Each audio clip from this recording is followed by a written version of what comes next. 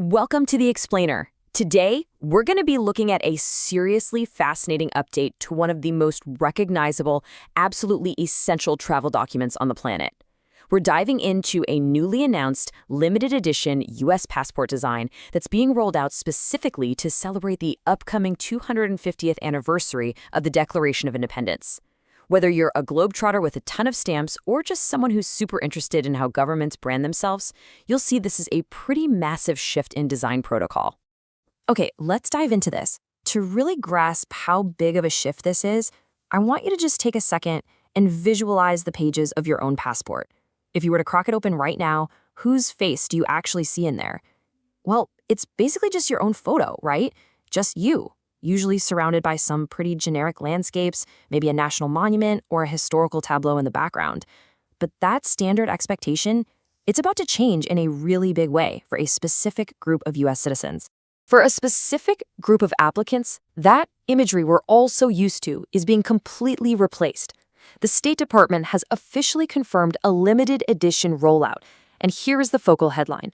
Donald Trump's picture will soon appear in some U.S. passports.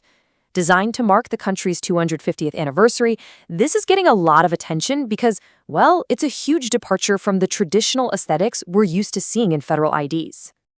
Now, what's really interesting about this slide is the distinct layering of this new visual design. We're getting a clear picture of this from reports by Fox News and The Bulwark. If we break down the exact imagery set to appear inside these passports, it unfolds in a very deliberate visual sequence. The foundational backdrop is actually the text of the U.S. Declaration of Independence. Then, right over that historic text, sits Donald Trump's official photo. Just underneath his photo, you'll find his signature printed in striking gold. And finally, sitting adjacent to all of that is a historic painting depicting the U.S. Founding Fathers. It's an incredibly specific, detailed visual composition. So how do you actually get your hands on one? Well, State Department spokesman Tommy Pigott confirmed a few rapid-fire logistical facts for us.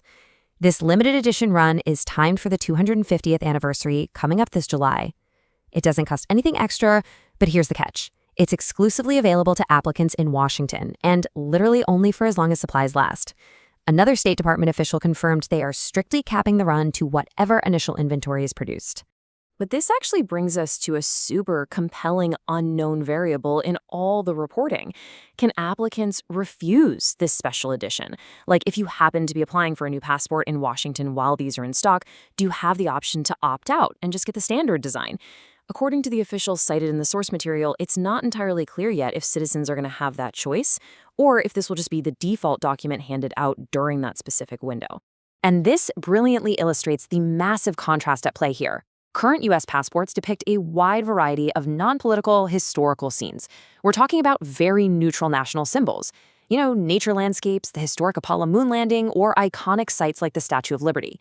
The new limited edition passports, however, totally shift that visual focus. They move away from general national triumphs to prominently feature a sitting president alongside the Founding Fathers.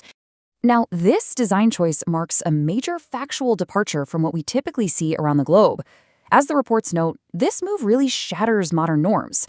There are very, very few modern precedents anywhere in the world, and especially within a democracy, of a sitting leader's picture actually appearing inside a passport. Most countries tend to stick to historical imagery or nature scenes for everyday travel documents, making this a highly unusual institutional choice. Let's move to and see how this builds into a much broader reported pattern of the president actively putting his personal stamp on government institutions. Check out some of these recent initiatives. Banners of the president have been added to several government buildings around the Capitol. There are active initiatives to rename the Kennedy Center Performing Arts Center, as well as the now dismantled U.S. Institute of Peace. Oh, and just last month, the Treasury Department announced that Trump's signature is actually going to start appearing on the U.S. dollar, which is another major first.